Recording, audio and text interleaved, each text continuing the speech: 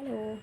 അപ്പോൾ ഇന്നത്തേത് ഒരു ചെറിയൊരു ഉത്സവ ബ്ലോഗാണ്. അപ്പം 9ാമത്തെ ദിവസത്തെ ഉത്സവത്തിനാണ് നമ്മൾ പോകുന്നത്. ഇന്ന് വെള്ളപ്പുറമാണ്. 7 കരക്കാരേ വരുള്ളൂ. നാളെ ആകുമ്പോൾ 8 കരക്കാരുണ്ടാവും. അപ്പോൾ ഇന്ന് പോകുന്ന സമയത്ത് വൈകുന്നേരം ആയിരിക്കുമല്ലോ, പെട്ടെന്ന് എടുക്കാൻ പറ്റിയില്ലെങ്കിലോ എന്ന് കരുതിയിട്ടാണ് ഞാൻ മുൻകൂട്ടി ഇങ്ങനെ വീഡിയോ ക്ലിപ്പ് ചെയ്ത് വെച്ചിരിക്കുന്നത്. അപ്പോൾ ബാക്കി വിശേഷങ്ങൾ നമുക്ക് വൈകിട്ട് കാണാം. ഓക്കെ. ഇത് 8ാം ഉത്സവത്തിൻ്റെ പട്ടാണിക്കുതിര എടുപ്പിൻ്റെ വീഡിയോസാണേ.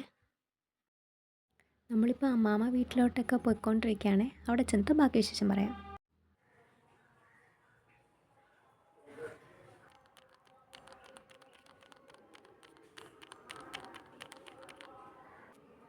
ഇത് മഹാഗണിയുടെ കുരുവാണ് കേട്ടോ. ഇതിനകത്ത് കുരുണ്ട്.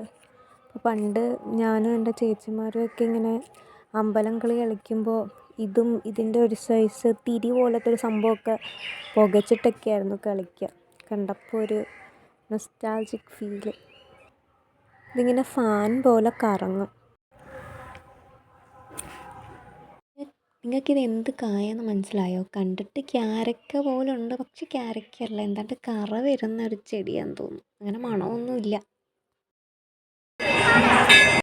7 കരക്കാരുടെയും കുതിരകൾ അമ്പലത്തിൻ്റെ കോമ്പൗണ്ടിലുണ്ട്. അപ്പം അമ്പലത്തിലേക്ക് കയറി 3 തവണ വലം വയ്ക്കണം എന്നാണ് വിശ്വാസം.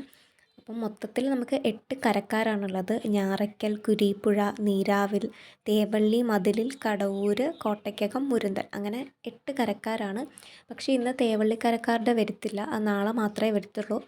ബാക്കി 7 കരക്കാരുടെ വെള്ളപ്പുറമാണ് നമ്മൾ കാണാൻ വന്നിട്ടുള്ളത്.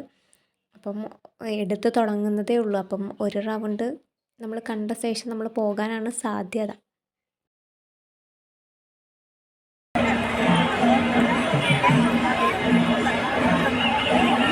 ഇതായിരുന്നു കേട്ടോ എൻ്റെ കോസ്റ്റ്യൂം.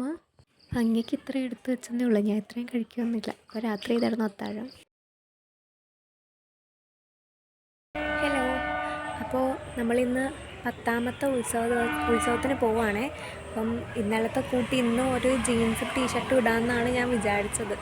പക്ഷേ ഒരെണ്ണം എടുത്തതിന് കുറച്ച് നീളം കുറവല്ലേന്ന് തോന്നി.